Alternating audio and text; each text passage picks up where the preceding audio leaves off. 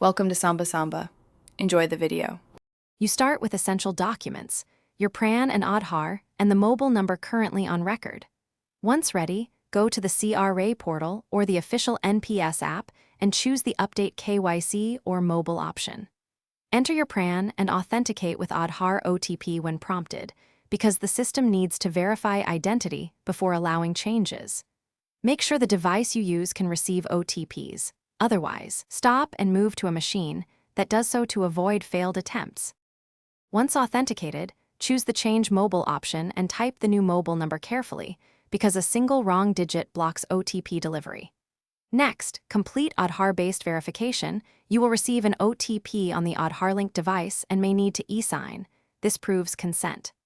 After submission, note the request ID and any reference number shown, since the update moves into back-end validation.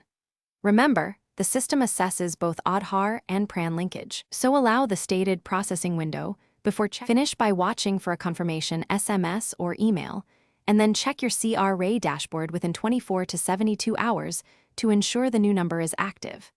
If the OTP does not arrive, try again from another browser or use a registered point of service for in-person help, since network or browser blockers often cause failures.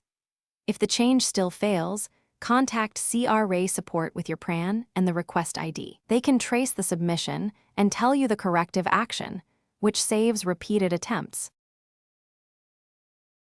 Thanks for watching. Consider subscribing if we helped you.